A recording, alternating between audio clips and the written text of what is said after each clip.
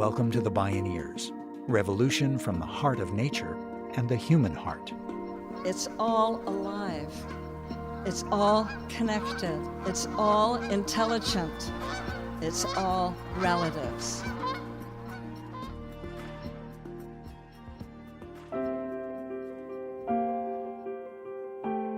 Equity creates more, not less. It's just like you all have talked so much about love. Love creates more. The more you love, the more you have. The more you give, the more you get. The more you spread it, the more it exists. Equity is like that. You invest in the people who are going to be the future, and the economy does better. The democracy works better. Our neighborhoods are better. We're safer in the places that we live. That is the definition of equity, just and fair inclusion into a society in which all can participate, thrive, and reach their full potential. In this episode, professor and policy advocate Angela Glover Blackwell shows how equity is good for everyone. In this time of radical upheaval and change, fulfilling the promise of a more perfect union in the United States means building a multiracial democracy through transformative solidarity. The fate of the wealthiest nation on earth is dependent on what happens to the very people who've been left behind. I'm Neil Harvey. This is Toward a More Perfect Union, Unleashing the Promise in Us All.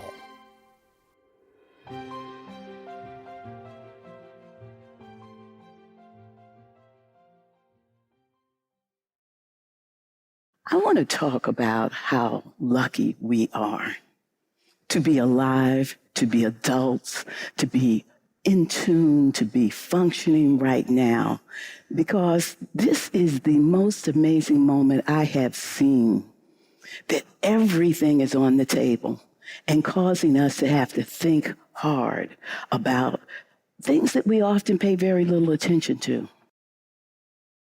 When professor and equity policy advocate Angela Glover Blackwell says everything is on the table, the context is that the tables are turning.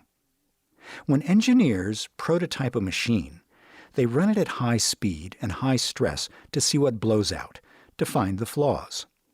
These days, as Bob Dylan put it, everything is broken. What feels like a permanent 5-alarm emergency is a civilizational stress test. Our institutions are woefully not designed to manage the scale, scope, and complexity of the wicked problems that bedevil us. In most cases, they're actually causing the crises. We're living through an epic time of radical transformation, of breakdown and breakthrough. It opens up the space for authentic metamorphosis. To paraphrase Carl Jung, there's a changing of the gods, a reset of the basic values, principles, symbols, and structures of civilization. Everything is on the table. Angela Glover Blackwell believes that for the United States to fulfill its original democratic promise, it requires unleashing the promise in us all to create a more perfect union. She says there's actually a whole lot of popular agreement on the issues that really matter, and the stress test is causing us to question everything, which is where this story starts. Angela Glover Blackwell spoke at a Bioneers conference. We have had to think hard about democracy, something that we just thought was there. We didn't think that it could be given up, didn't think that it could be seriously threatened, didn't know how fragile it actually was, but we're having to face that. We've had to reflect on institutions that have always been around, and we thought they always would be around. We thought that they functioned the way that they functioned because they had to. We didn't realize how much of the functioning of our institutions was because of custom, because of respect, because of habit. We had no idea. We've had to think about all of these things, and we're at a moment where history will look back, the future will look back, our ancestors will look back and will say, either that's when they absolutely started on the road to getting it right, or that was the beginning of it all being lost. You are living through that moment, And we are not without agency. We are not without agency. As the founder in residence at PolicyLink, Angela Glover Blackwell has spent decades advancing racial and economic equity at the national and local levels. That work has been a leading force in lifting up what works in sectors such as housing, transportation, infrastructure, and public health. When the COVID pandemic began convulsing society in early 2019, she saw how dramatically it laid bare what so many equity advocates had been highlighting for so very long. Public health was dangerously vulnerable because we were not investing in the health of us all. It laid bare that what people had been saying about the baked-in nature of racism had just permeated throughout every institution, whether they were work institutions or educational institutions or safety institutions, whatever they might be, racism had been deeply embedded. George Floyd's murder caused us to have to face that. And part of the reason we faced it is because we all saw it. It was the first time in decades that we had had a moment like when the sit-ins were happening and everybody saw the SNCC and other young people being brutalized by the police, by dogs, by hoses, because we only had 3 channels. The same thing was on all the channels because we were all home and we were glued to our TV. We saw the murder of George Floyd over and over and over again. And whatever prejudice or bias or ignorance we were taking into viewing it, it was clear what we were seeing, and there was no getting away from it. It also was the time in which we saw that for many people, racial superiority is more important than democracy. And that was a tough one. That was a tough one. But when we saw what happened on January 6th, there was no question that people were willing to sacrifice belief in a political voting system that really came to the conclusion if a multiracial majority was putting someone into the White House, that was illegitimate in and of itself. So here we are, with all of these things causing us to think, to study, to talk to our friends and neighbors and strangers about things that we never talked about before. And what we can do if we get it right is absolutely extraordinary. Because we really cannot create a thriving multiracial democracy if we don't understand it, if we don't know its history. We really cannot create a thriving multiracial democracy if we don't see the extraordinary asset that our difference is. It is so essential that we lay out a marker for where it is that we want to get to, and we develop a plan for how we're going to get there. As the United States approaches its 250th anniversary since the July 4th, 1776 Declaration of Independence, the nation faces a stark reckoning. Angela Glover Blackwell believes that fulfilling that founding promise of equal rights for everyone was aspirational. Now is the moment of truth to deliver on it. I think it's going to really require us to be able to take our beautiful and exciting multiracial coalition and realize that starting in this country, that coalition is the natural heir of the framers of the nation. When they sat down to form a more perfect union, to be able to do something that actually it's taken me a little time to come to. And let me confess that. Because I will tell you, as a Black person growing up in this country, and I grew up in St. Louis, Missouri, I was not feeling it.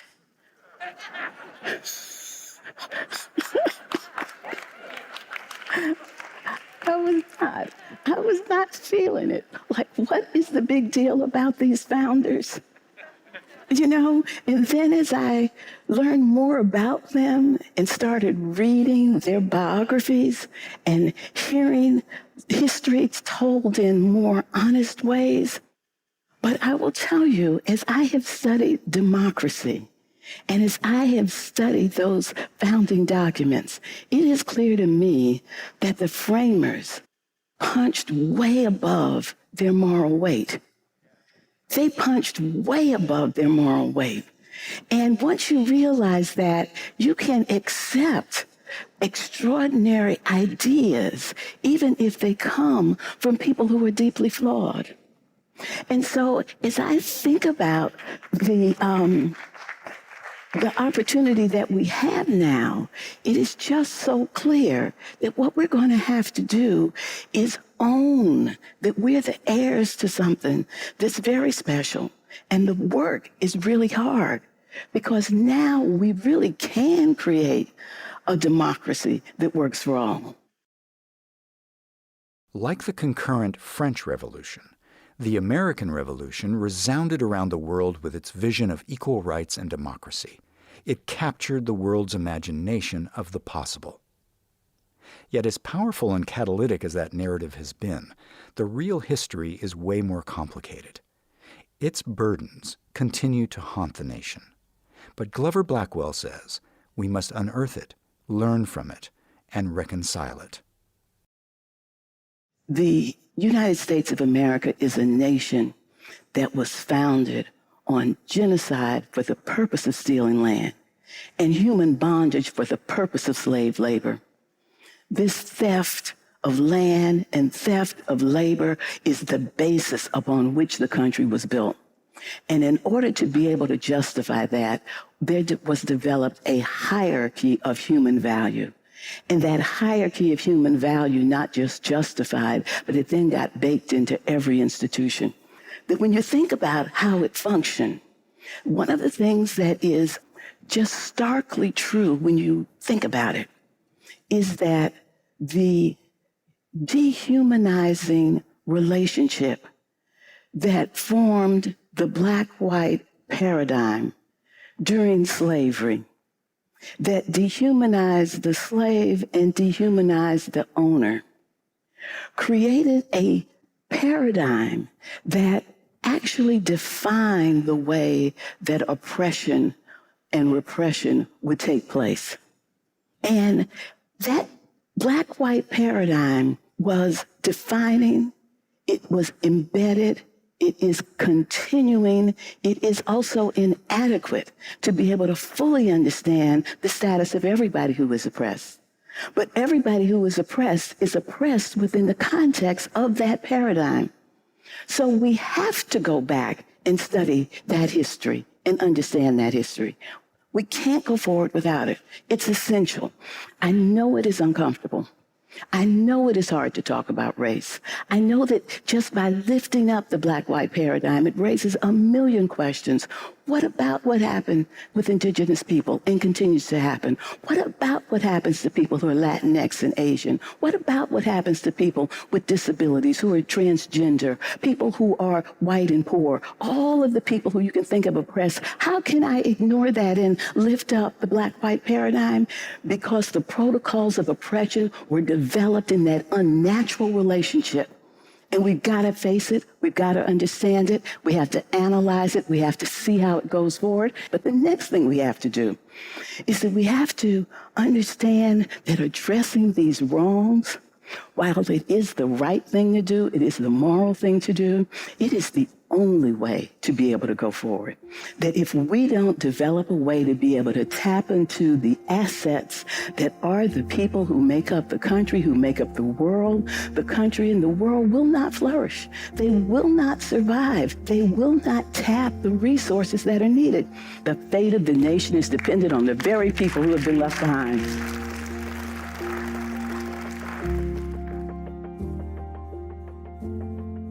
Angela Glover Blackwell points to the seismic demographics. Since 2012, the majority of all babies born are of color. By 2030, the majority of young workers will be of color. By 2044, the U.S. population will be majority people of color. The tables are turning. But will they turn toward a more perfect union that unleashes the promise in us all? More when we return. I'm Neil Harvey. You're listening to The Bioneers.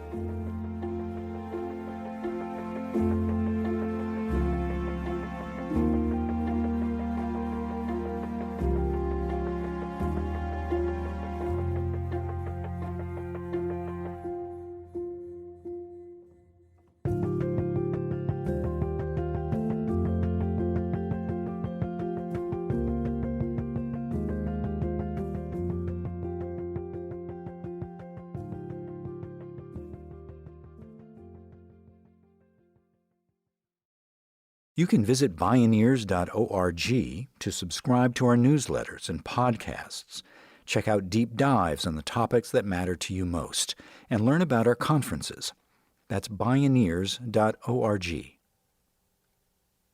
Although the media and political narrative is that the U.S. is hopelessly polarized and divided, a majority of polls consistently show that a vast majority of Americans strongly support the same goals: universal health care, access to free education, a living wage, paid family leave, climate action, environmental protection, and other policies and programs that invest in people, communities, and the public good. Yet next to nothing gets done.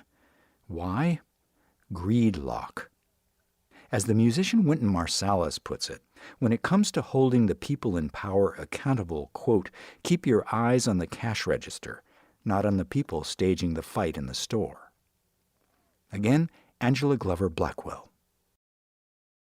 Economic greed is just having a heyday while the media is focusing people on all of their divisions. And the more they focus on them, the more people buy into them and figure like they have to take sides and where are they on it. And all the time, greed is just taking advantage of the fact that we are not asking our government and our regulatory systems to be able to make sure that our economy is working in a way that is fair. It's a really interesting way to think about what's going on. And it's really disturbing when you think of the role that the media has played in distracting the American people from the real issues. Reminds me of a story that my friend Saru Jayaraman told me with One Fair Wage, that they were having a demonstration in Washington, D.C. in front of the Capitol, trying to really promote the fight for 15, increasing the minimum wage. And across the street, there was a Trump demonstration in favor of Trump and talking about Make America Great Again. And a couple of people from the MAGA demonstration came over to ask the people for One Fair Wage what it was that they were there for. And they said, we're trying to make sure that low-income workers can make more money. And they said, oh, we want that. And the MAGA people picked up a couple of the posters and marched with them. Classic example of when you stop distracting people around these, what they call cultural issues, and talk about the bread and butter issues, the American people are not that far apart, no matter what their political persuasion. One catastrophically successful part of the political narrative since the 1960s has been the relentless reactionary drumbeat that government itself is the problem, and we need less of it. In reality, the economic elites pounding that drum are just fine with big government, as long as its policies serve them. Tax cuts for the wealthy, business deregulation, the privatization of just about everything, and cutting or terminating Social Security and Medicare. In fact, there have been 2 times in modern history where bold government intervention radically improved the rights and livelihoods of Americans: Roosevelt's New Deal and Lyndon Johnson's Great Society and War on Poverty. Angela Glover Blackwell reminds us that those smart, strategic government policies can be life-changing for the vast majority of the population, and what's good for the most vulnerable and marginalized turns out to be good for just about everyone. In 1950, 56% of Black people in America lived below the official poverty level. I'm not saying we're low income, lived below the poverty level. By 1980, 30% did. And it was because of programs.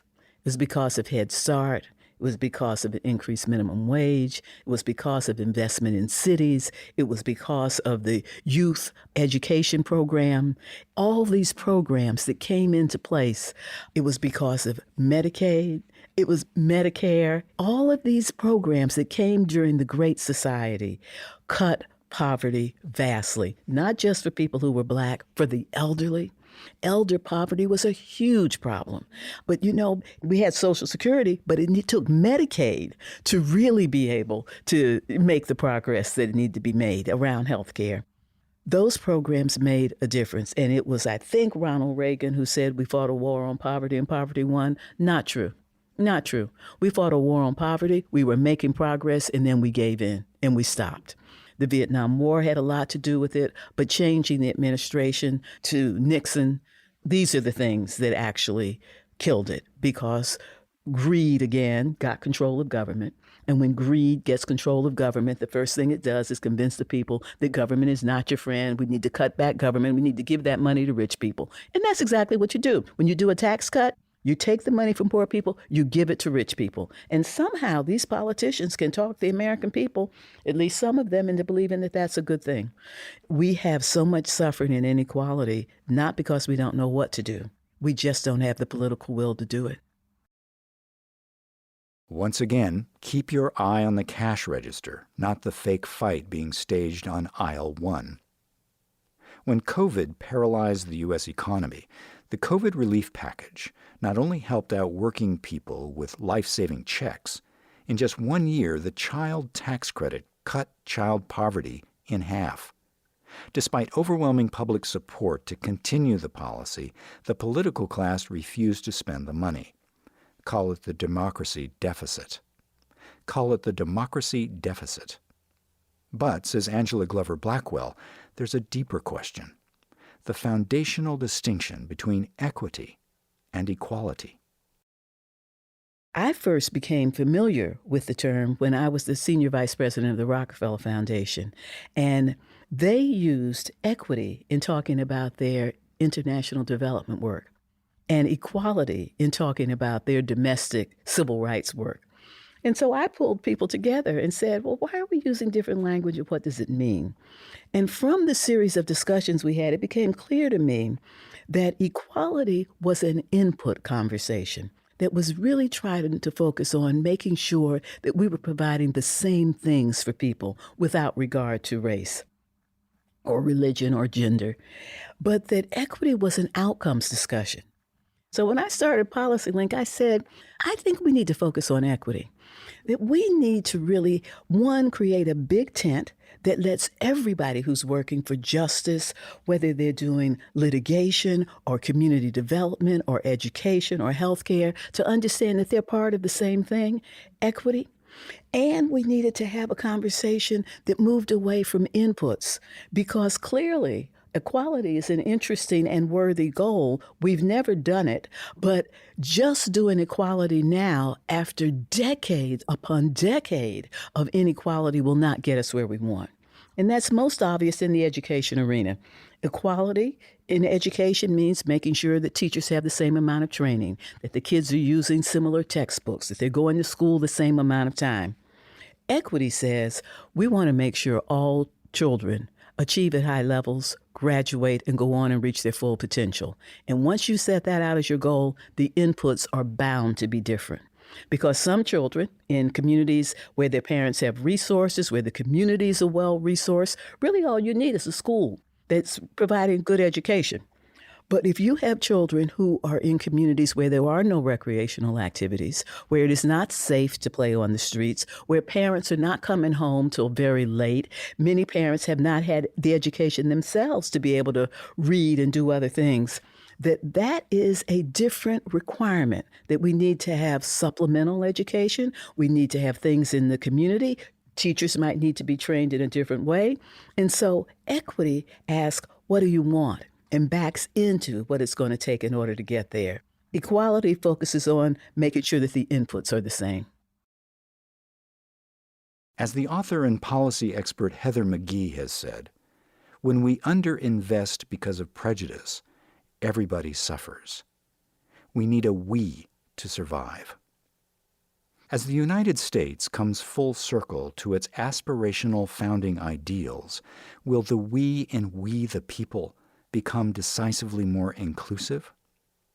Will our ancestors look back on this moment as the beginning of it all being lost, or the beginning of moving toward authentic transformation?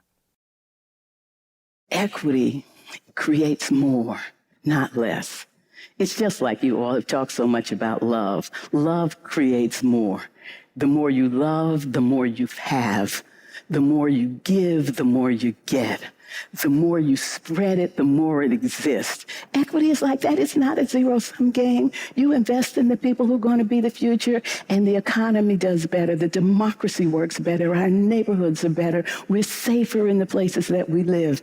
We need a solidarity that actually builds on what I have been just saying, that our future collectively is dependent on all of us being able to reach our full potential. That is the definition of equity, just and fair inclusion into a society in which all can participate, thrive, and reach their full potential. What we really have to understand is that this kind of solidarity, which I call transformative solidarity, doesn't have you thinking that I'm going to be your ally, but is asking you to be mine. It's not that I'm going to help you, you're going to help me. We're going to do it together because my survival is dependent on it. The problem with racism is not a problem for Black people. It is a problem for the world. It is a problem for the nation. And so when we develop the story that is based on our history, when we make a commitment to achieving a world in which all can reach their full potential, equity, we understand that we do that because it is the right thing to do, but it is the only thing to do to be able to go forward. And the process of doing it is one in which we join with others. We embrace their realities. We understand that our difference is our strength. It is our very best asset that we have, that by embracing it, we then are in a different kind of coalition, not one that just is for the close in, but one is for the way out. This is our moment. Everything is on the table, and it's up to us to take advantage of it, to join together and to move forward, because we cannot unlock the promise of the nation. We cannot unlock the promise of our highest ideals until we unleash the promise in us all. Thank you. Thank you. Angela Glover Blackwell. Toward a more perfect union, unleashing the promise in us all.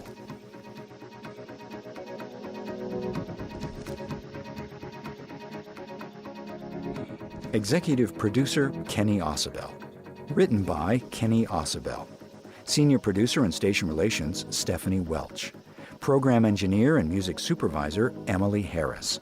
Producer, Teo Grossman. Host and consulting producer, Neil Harvey. Production assistants, Anna Rubanova. My name is Neil Harvey. Thank you for listening. This is program number 254.